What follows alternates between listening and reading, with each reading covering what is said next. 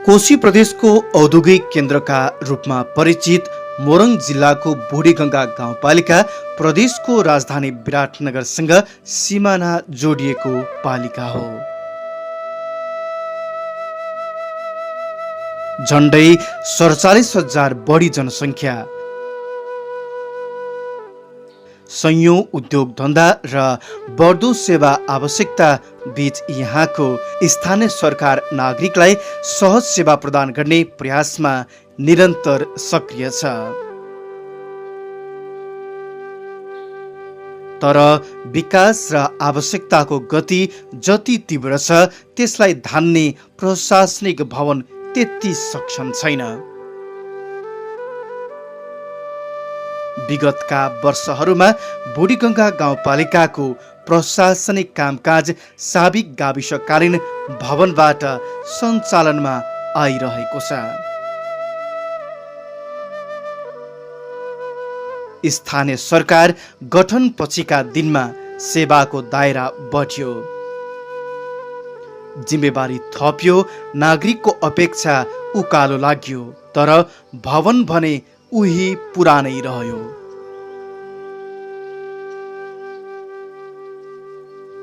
साँघुरो कोठा, सीमित कार्यकक्ष र बढ्दो जनशक्तिबीच कार्यालय सञ्चालन गर्न गाउँपालिकाका लागि चुनौतीपूर्ण छ।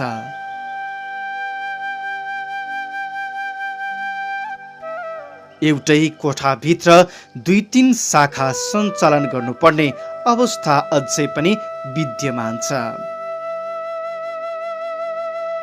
कतिपय कर्मचारीले गोपनीयता आवश्यक पर्ने काम समेत एउटै कोठामा बसेर गर्नुपर्ने बाध्यता छ।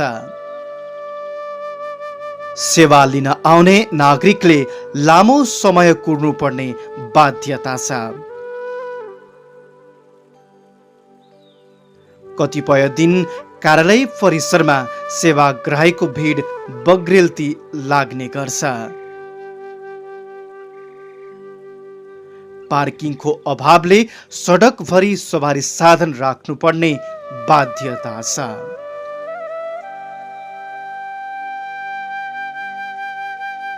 सीमित बस्ने ठाउँ, शाखा खोज्नुपर्ने झन्झट र कार्यालयको साँघुरोपनले नागरिकलाई असहज अनुभूति भइरहेको अवस्था छ।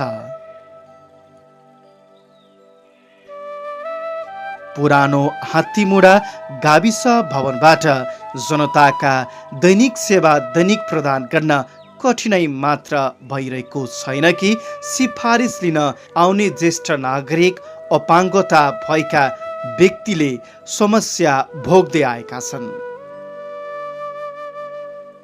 पालिकाले सेवा विस्तार गरेसँगै शाखा र इकाइको सङ्ख्या पनि बढ्दै गयो, तर आवश्यक संरचना निर्माण हुन नसक्दा ठुलो सङ्ख्यामा कोठाको अभाव खड्कियो। हेर्नुस् त कार्यालयका कोठाहरू बार लगाएर अस्थायी व्यवस्था गरी कार्यालय सञ्चालन भइरहेको छ। पछिल्लो समय गाउँपालिका अध्यक्ष र शाखा सञ्चालनको अभाव भएपछि यही पुरानो भवनको पश्चिमतर्फ अर्को 2 तले भवन निर्माण गरिएको छ, तर त्यो पनि आवश्यकता अनुसार पर्याप्त बन्न सकेन। सेवा विस्तारको गतिले भवनको क्षमता धेरै अगाडि नागिसकेको छ। आज पनि यो पुरानो भवनले स्थानीय सरकारको सङ्घर्षको कथा सुनाइरहेको छ। सीमित स्रोत साधनका बीच नागरिकलाई सेवा दिन खोजिएको प्रयासको साक्षी बनेर उभिएको छ यो भवन। नयाँ मुख्य प्रशासनिक भवन निर्माणपछि स्थानीय सेवाग्राहीले के कस्तो सुविधा पाउँछन् त? गाउँपालिकाका अध्यक्ष जित नारायण थापा मगर भन्नुहुन्छ। यो असहज के भएको छ भनेदेखि यहीँ नापी पनि छ, यहीँ अर्को के भन्छ आइटीहरू पनि छ होइन, यहीँ धेरै शाखा 20वटा छ, तर यहाँ के छ ठाउँ नै छैन। अब अहिले पनि हामीले 5 नम्बरको स्वास्थ्य हामीले के लिँदैछौँ, भाडामा लिएको छौँ। 5 नम्बर वडा कार्यालय कहाँ छ, भाडामा छ भनेपछि अब यो ठाउँबाट हामी नयाँ बिल्डिङमा गयौँ भने 5 नम्बर वडा कार्यालय यहाँ आउँछ, हाम्रो स्वास्थ्य 5 नम्बर स्वास्थ्य चौकी यहाँ आउँछ, यो न्यायपालिका पनि तपाईँको अहिले छैन हो गाउँपालिकाको, त्यो पनि यहाँ सर्छ र हामीले जुन भाडामा लिएको छौँ त्यो पनि बच्छ र त्यहाँ धेरै भवन ठुलो छ। अब प्राविधिकदेखि लिएर हरेक त्यहाँ पुग्ने अवस्थाहरू पनि छ यहाँ होइन। स्वास्थ्य शाखा यहाँ छ, अपान मैत्री पनि यहाँ थिएन, अहिले त्यहाँ तपाईँको अपान मैत्री पनि छ, त्यहाँ लिफ्टको पनि व्यवस्था छ होइन, सबै कुरोको त्यहाँ व्यवस्थाहरू छ। त्यो त एउटा तपाईँ हामी प्रवेश गर्दै जाँदा मलाई लाग्छ पालिका भवन बनिसकेको अवस्था छ। अब यो 2 महिनाको भित्रमा हामी ओपनिङ पनि गर्नेछौँ र धेरै पैसा हामीले बालमा तिरिरहेको छौँ, त्योहरू सम्पूर्ण कन्ट्रोल हुन्छ र त्यो कन्ट्रोल भइसकेका पैसाहरू यी गरिब लक्षित वर्गहरूलाई नै हामीले त्यो पैसाहरू प्रयोग गर्नेछौँ। होइन यसको लागि के हो भने जस्तै 1 नम्बर वार्ड कम्प्लिटली तयार छ, हाम्रो 2 नम्बर कम्प्लिटली तयार भएर सुचारू छ काम, हिजो भाडामै थियो सबै। अहिले 4 नम्बर वार्ड पनि भवन बनिसकेको छ, सुचारू छ काम। अब 5 नम्बरको त यहाँ आइहाल्यो, 6 नम्बरको पनि हामीले डिपिआर गर्दैछौँ होइन, र 3 नम्बरको पनि डिपिआर गर्दैछौँ। यहीपल्ट पनि बजेट छुट्याउने भन्ने छ र बनाउने हामीले डिपिआर मैले प्रदेशमा पनि र केन्द्रमा पनि लाएको पनि छौँ, बजेट पनि आउँछ होला होइन। र यहीपल्ट 5 को त भइगयो, 3 नम्बरको जीर्ण छ, 3 र 6 को बन्ने छ भन्ने कुरो म अनुरोध पनि गर्न चाहन्छु। यही समस्या र परिदृश्यलाई मनन गरी गाउँपालिकाका अध्यक्ष जित नारायण थापा मगरले समन्वय गरी आफ्नो कार्यकालभित्रै नयाँ प्रशासकीय भवनको निर्माणमा पहल गर्नुभयो।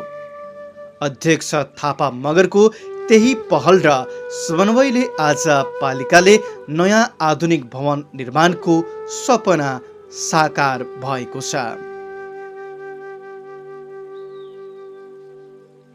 पुरानो हात्तीमुढा गाविस भवनमा सञ्चालनमा रहेको पालिकाको यो मुख्य कार्यालय अब केही महिनाभित्रै सञ्चालनमा आउनेछ।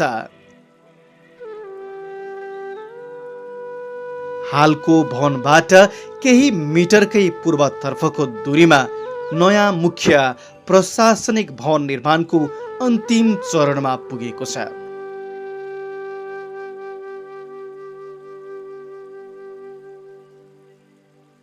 आधुनिक डिजाइन, फराकिलो संरचना र नागरिक मैत्री सुविधा सहित निर्माण भइरहेको यो भवन बोडेगङ्गाको प्रशासनिक इतिहासमा नयाँ अध्याय बन्ने तयारीमा छ।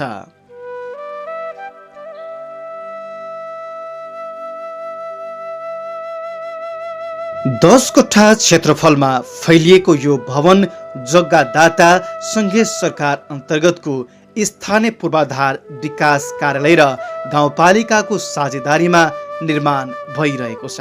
अनुमानित 11 करोड 12 लाख रुपियाँ लागत रहेको यो परियोजनाको निर्माण कार्य 7 करोड 79 लाख रुपियाँमा ठेक्का सम्झौता गरिएको हो। निर्माणको जिम्मेवारी ब्राइटफुल कन्स्ट्रक्सन धरानले पाएको छ। विक्रम सम्मत 2081 साल साउन 20 गते सम्झौता भएको निर्माण कार्य अहिले 90% बढी सम्पन्न भइसकेको छ। 3.5 तल्ले यो मुख्य प्रशासनिक भवन केवल कार्यालय मात्र होइन, बोडेगङ्गाको भावी प्रशासनिक केन्द्र पनि हो। भवनभित्र 19वटा व्यवस्थित कोठा छन् भने शाखाहरू छुट्टा छुट्टै सञ्चालन हुनेछन्। कर्मचारीले व्यवस्थित वातावरणमा काम गर्न पाउने छन् भने सेवाग्राहीले सहज रूपमा सम्बन्धित शाखासम्म पहुँच पाउनेछन्। पहिले शाखा खोज्दै कोठाबाट कोठा धाउनुपर्ने अवस्था थियो। अब स्पष्ट व्यवस्थापन हुनेछ। बुढीगङ्गा गाउँपालिकाका उपाध्यक्ष अमृता कुमारी गसदारले पुरानो भवनबाट जनताको सेवा सञ्चालन गर्दा अत्यन्तै कठिनाई भएको र नयाँ प्रशासनिक भवनले सेवा प्रवाहलाई सहज पुर्याउने दाबी गर्नुभयो। ठुलो बिल्डिङ छ हाम्रो, 3 तला बिल्डिङ बनिसकेको छ। 3 तला बिल्डिङमा शाखा महाशाखा शाखा सबै भइसकेको छ। यो तुरुन्तै चाहिँ हामी अब यसलाई ओपनिङ गरेर त्यो बिल्डिङमा सर्ने र जुन छ 5 नम्बर वार्ड हाम्रो भाडामा छ, स्वास्थ्य चौकी हाम्रो अहिले भाडामा छ, त्यो स्वास्थ्य चौकी र हाम्रो जुन छ यो 5 नम्बर वडा कार्यालय यही हामीले राखेर सञ्चालनमा ल्याउँछौँ। र अब हाम्रो जुन छ कृषि, अहिले हाम्रो कृषि अस्पताल, भेटनरी र कृषि शाखा पनि हामीले एउटा स्कुललाई मर्च गरेर त्यहाँ विद्यार्थी थिएन, त्यसलाई व्यवस्थित गराएर अहिले त्यहाँ सञ्चालनमा ल्याएका छौँ। र त्यस्तै स्वास्थ्य शाखा भनेपछि स्वास्थ्य शाखालाई पनि हामीले त्यही अब हाम्रो प्रशासनिक बिल्डिङमा पनि त्यहाँ चाहिँ ठाउँ छ होइन, भवन छ, त्यही हामी राख्न सक्छौँ। त्यसरी नै सञ्चालन गर्नको लागि अवधारणा पनि हामीले त्यसरी नै बनाएका छौँ। अब तुरुन्तै अब त्यो हामीले नयाँ बिल्डिङमा नयाँ प्रशासनिक भवनमा हामी सर्छौँ र सेवाग्राहीहरूलाई सेवा दिनको लागि एकदमै हामी एकदम छिटोभन्दा छिटो होस् भनेर पनि हामीले लागेका छौँ। यथार्थ कुरा के छ भने अहिले गोपनीयता आवश्यक पर्ने काम पनि साझा कोठामा गर्नुपर्ने बाध्यता छ। अब प्रत्येक शाखाले आफ्नै कार्यकक्ष पाउनेछन्। पहिले बैठक तथा सार्वजनिक कार्यक्रम सञ्चालन गर्न उपयुक्त स्थान थिएन भने अब आधुनिक सभा हल रहनेछ। त्यस्तै पहिले भवनभित्र सहज आवत जावतमा कठिनाई थियो भने अब लिफ्टको सुविधा रहनेछ। अपाङ्गता भएका नागरिकलाई कार्यालयभित्र प्रवेश गर्न कठिनाई हुन्थ्यो। अब भवन पूर्ण रूपमा अपाङ्ग मैत्री हुनेछ। विशेष शौचालय, सहज पहुँच मार्ग तथा आवश्यक संरचनाले सबै नागरिकलाई समान सेवा प्राप्त गर्ने वातावरण बनाउनेछ। कुनै पनि स्थानीय सरकारको सफलता केवल नीति र योजनाले मात्र मापन हुँदैन। नागरिकले सेवा कति सहज रूपमा पाए भन्ने कुराले त्यसको मूल्याङ्कन गर्छ।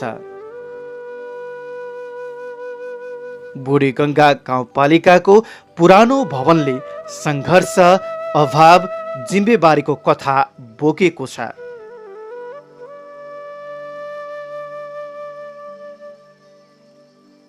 नयाँ भवनले भने सम्भावना, सुविधा र आधुनिक सेवाको भविष्य देखाइरहेको छ।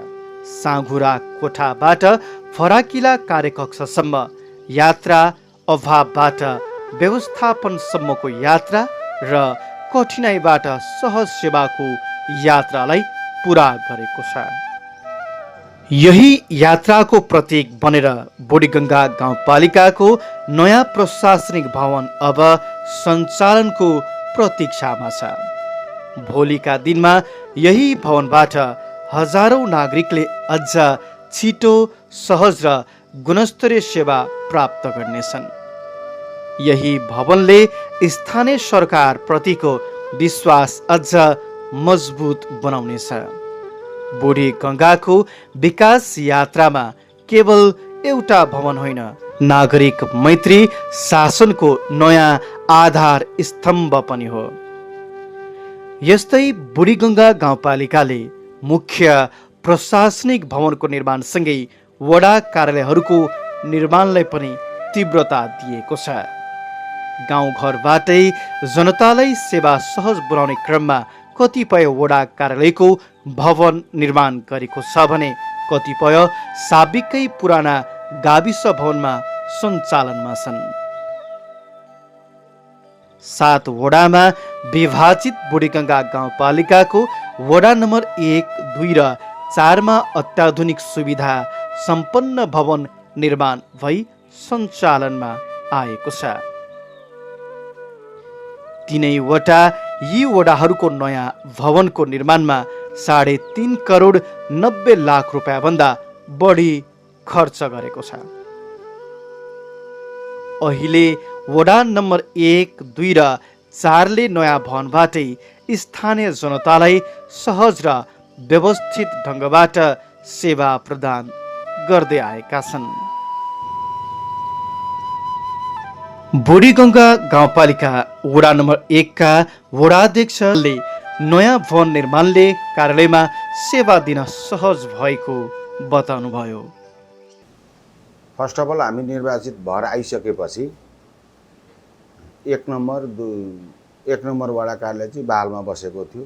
एउटा यहाँबाट झन्डै 1 किलोमिटर प्रतिरपट्टि सानो घर थियो, 3 कोठाको घर थियो, सानो थियो।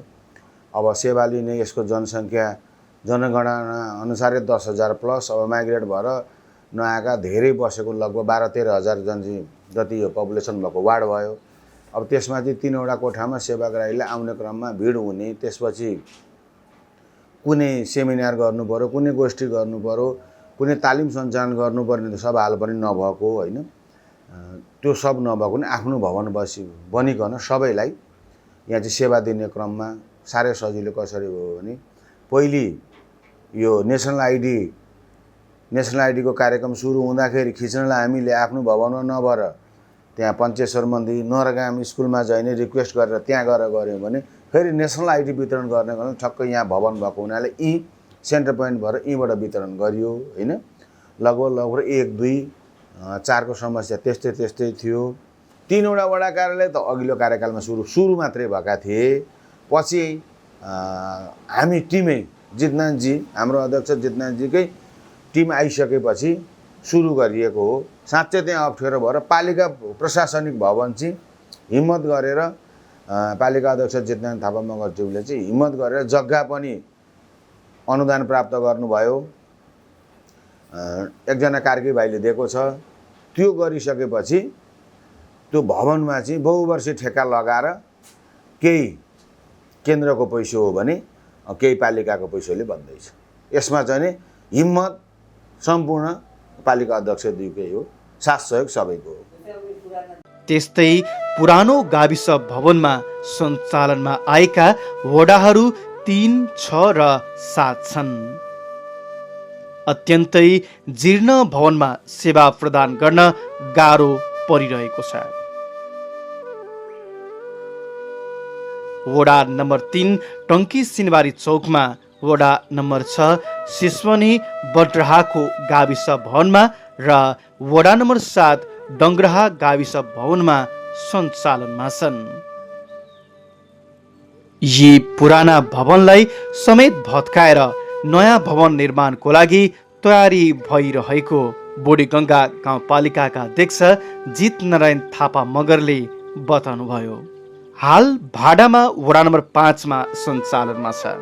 यो वडा नम्बर 5 को कार्यालयलाई पनि चाँडै पालिकाको हालको कार्यालय भवनमा सारिने तयारी छ। मुख्य प्रशासनिक भवनमा 1-2 महिनाभित्रै स्थानान्तरण भएपछि वडा नम्बर 5 को कार्यालय यही कार्यालयबाट सञ्चालनमा आउनेछन्।